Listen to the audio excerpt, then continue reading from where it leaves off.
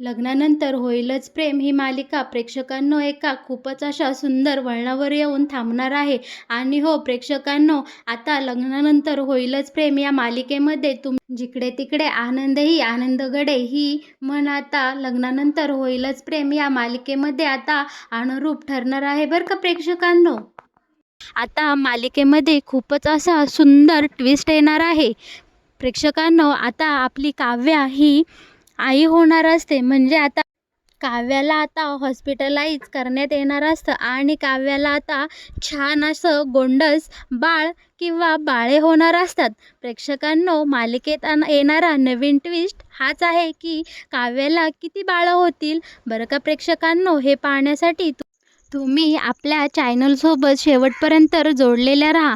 आणि हो, आपल्या चॅनलला लाईक आणि सबस्क्राईब करायला अजिबात विसरू नका, कारण लग्नानंतर होईलच प्रेम या मालिकेत येणारे नवनवीन ट्विस्ट आणि मालिकेला मिळणारं नवीन वळण पाहण्यासाठी तुम्हाला आपल्या चॅनलसोबत जोडलेलं राहणं अत्यंत आवश्यक आहे बरं का प्रेक्षकांनो. आता मालिकेमध्ये खूपच सुंदर असे सीन आणि मालिका एका नवीन वळणाला जाणार आहे बरं का प्रेक्षकांनो. आता आपल्या लाडक्या नंदिनीला बाळ होणार आहे आणि आपल्या लाडक्या नंदिनीची मातृत्वाची आस आता पूर्ण झालेली आपल्याला येणाऱ्या काही भागांमध्ये पाहायला मिळणार आहे.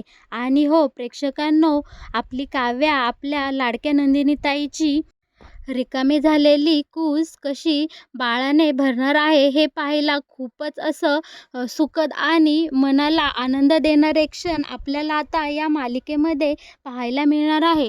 आता प्रेक्षकांनो, इकडे मालिनी तिच्या दोन्ही सुनांना घेऊन देवासमोर उभी राहिलेली असते आणि आपल्या गणपती बाप्पाचे मनापासून आभार मानत असते की बाप्पा, तुझ्या आशीर्वादाने माझ्या दोन्ही सुनाही सुखरूप आहे आणि आता त्यांना 9वा महिना लागलेला आहे. आजवर तू माझ्या दोन्ही सुनांची खूप चांगल्या प्रतीने काळजी घेतली आणि त्यांना खूप चांगले आशीर्वाद दिले. यापुढेही तुझा आशीर्वाद माझ्या दोन्ही सुनांवर बाप्पा असंच असू दे, असं साकडं मालिनी आता गणपती बाप्पाला घालते. आणि हे ऐकताच नंदिनी मात्र मनातल्या मनात उदास होते आणि डोळे झाकते आणि बाप्पाला म्हणते, काय रे बाप्पा, हे माझ्या वाट्याला तू भोग आणून ठेवले आहेस की माझ्या रक्ताच्या जीवाभावाच्या माणसांपासून मला एवढं मोठं सत्य की मी आई होणार नाही, माझ्या पोटात बाळ नाही, इतकं मोठं सत्य, एवढं मोठं नाटक तू मला 9 महिने पार पाडावं लागले. आता या नाटकाचा शेवट कसा करायचा आणि यावर पडदा कसा टाकायचा हे सगळं आता तूच पाहून घे रे बाबा. आता माझ्यात काही सहनशक्ती उरलेली नाही बाप्पा, आता तूच काहीतरी मार्ग दाखव. आणि नंदिनी आपले डोळे झाकते आणि बाप्पाला मनापासून इकडे साथ घालत असते. तेवढ्यात नंदिनी डोळे उघडून पाहते तर काय प्रेक्षकांनो, इथे खूप मोठा असा चमत्कारच घडलेला असतो आणि बाप्पाच्या डोक्यावरचं जास्वंदीचं फूल हे उजव्या बाजूला पडलेलं असतं. हे पाहून नंदिनीला खूप आनंद होतो आणि नंदिनी म्हणती, बाप्पा, म्हणजे या संकटातून तू आता मला मार्ग दाखवणार आणि या धर्मसंकटातून बाप्पा तूच मला आता बाहेर काढणार आहेस, याची मला आता खात्री पटली आहे.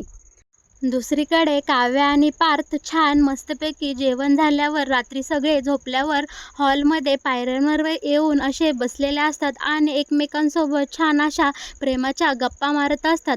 पार्थ बोलत असतो, काव्या, आता तुमचे 9 महिने भरत आले आहे आणि आता एक सुंदर असं गोंडस बाळ आपल्या हातात असणार आहे. काही दिवसांनी आपण बाळासोबत छान खेळत असू आणि आता आपला बेबो या जगामध्ये येणार आहे फायनली. किती छान ना काव्या, ही किती सुंदर फीलिंग आहे. यावर काव्या म्हणते, हो ना, हो पार्थ, खूप छान, मला तो खूप आनंद होत आहे आणि मला असं झालं आहे कधी एकदाच आपलं बाळ या जगामध्ये येतं. आणि हो पार्थ, आपल्या बाळाबरोबर नंदिनीताई आणि जीवाचं बाळही कधी या जगात येतं या सगळ्याची मला सुद्धा खूपच घाई झालेली आहे आणि मी सुद्धा आता खूपच आतुरतेने वाट पाहत आहे की आपल्या बाळांचा जन्म कधी होतोय आणि या देशमुख घरामध्ये अशी छान एक मुलगा एक मुलगी अशी छान गोंडस बाळ अशी इथे बागडताना मला सुद्धा पाहायची आता खूपच घाई झाली आहे. पार्थ, कधी होईल रे सगळं. आणि हे सगळं बोलताच इथे आता अचानक काव्याच्या पोटात दुखू लागतं आणि काव्याला आता डिलिव्हरीच्या कळा सुरू झालेल्या असतात. इकडे पार्थ जोरजोराने त्याच्या आईला मानिनीला आवाज देत असतो, आई आई अगं लवकर खाली ये, काव्यांना बघा ना काय होतंय, नंदिनी नंदिनी तुम्ही सुद्धा लवकर खाली या. मग काय प्रेक्षकांनो, मानिनी तर धावतच खाली येते आणि नंदिनी ही मानिनीबरोबर पटकन धावतच तिथे येते आणि काव्याला बघते तर काय, काव्याला इकडे डिलिव्हरीच्या कळा सुरू झालेल्या असतात. इकडे मात्र मालिनी म्हणते, अरे वेड्या, अरे पार्थ, जीवा लवकर इकडे या, नंदिनी लवकर लवकर चला, आता आपल्याला काव्याला हॉस्पिटलला घेऊन जायला हवं, कारण आता बाळ होण्यासाठी थोडाच वेळ राहिला आहे. काव्याला आता डिलिव्हरीच्या कळा सुरू झालेला आहे. आणि मग काय प्रेक्षकांनो, इकडे जीवा लगेच गाडी काढतो आणि पार्थ मस्त काव्याला कवेमध्ये उचलून घेतो आणि पळत त्या कारच्या दरवाजापाशी जातो आणि मग जीवा, नंदिनी, पार्थ, काव्या, मानिनी हे पाचही जण आता हॉस्पिटलला जाताना आपल्याला पाहायला मिळणार आहे.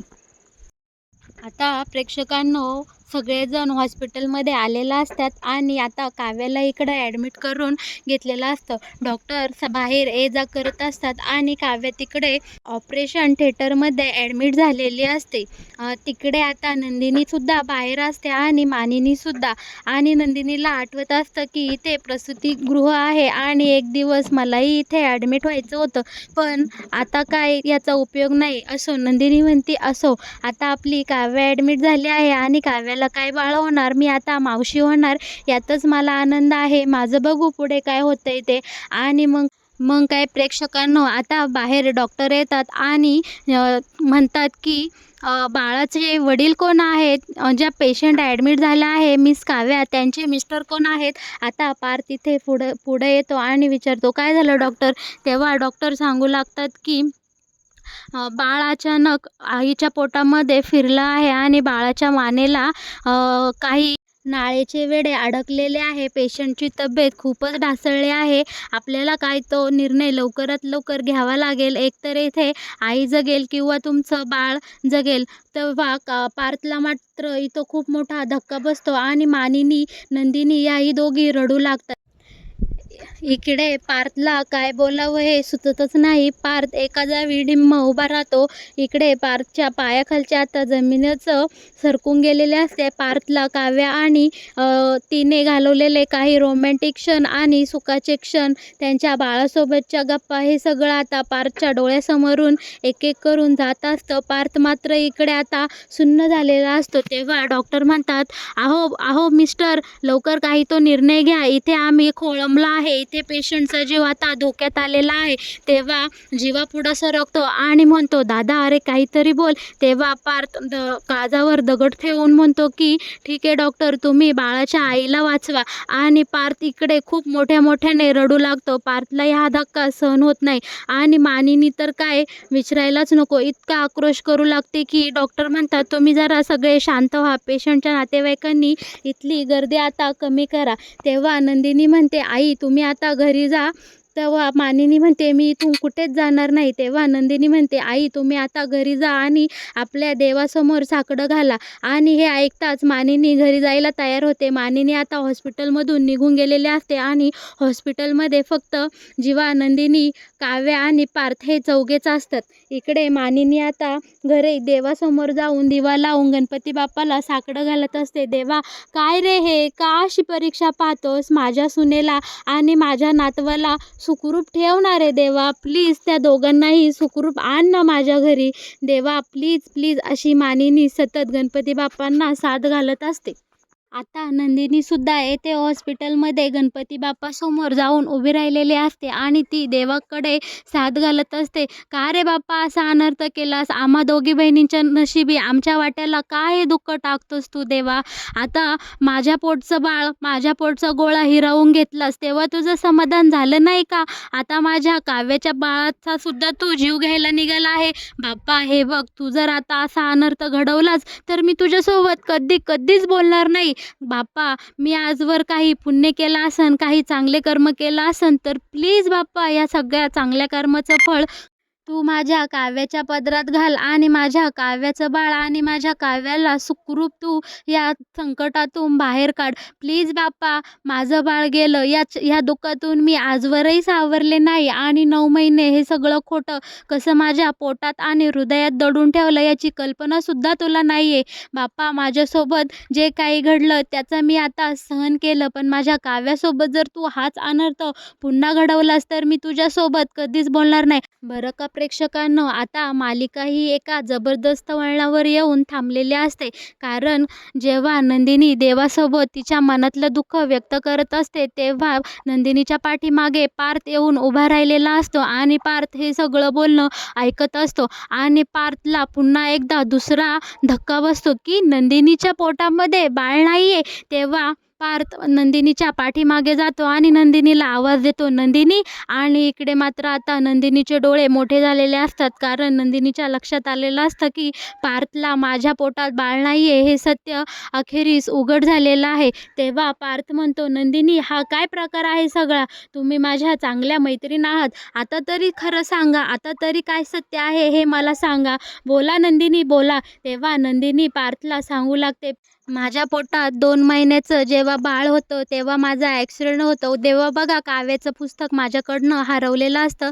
त्या दिवशी माझा ॲक्सिडेंट झाला आहे आणि त्याच ॲक्सिडेंटमध्ये माझं बाळ या जगातून नाहीसं झालं आहे. पण काव्याला याचा खूप मोठा धक्का बसेल आणि डॉक्टरांनी सांगितलं होतं की काव्याची प्रेग्नन्सी खूपच नाजूक आहे. शिवाय काव्याही बोलली होती की आता मला माझ्या स्वप्नांच्या आड कसलंही दुःख किंवा कोणतीही गोष्ट येता कामा नये. मला आता IPS बनायचं आहे आणि मला माझ्या बाळाला सुखरूप या जगातसुद्धा आणायचं आहे. आणि मग काय पार्थ, आम्ही दोघांनी म्हणजे जीवा आणि मी असा निर्णय घेतला की काव्याचं बाळ सुखरूप या जगात येईस्तोवर आपण माझ्या पोटात देखील बाळ आहे असं सगळं नाटक पूर्ण 9 महिने चालू ठेवायचं. आणि या सगळ्यासाठी पार्थ, मला आणि जीवाला 9 महिने खूप काही खोटं नाटक बोलावं लागलं आहे आणि तुम्हा सगळ्यांची फसवणूक करावी लागली आहे.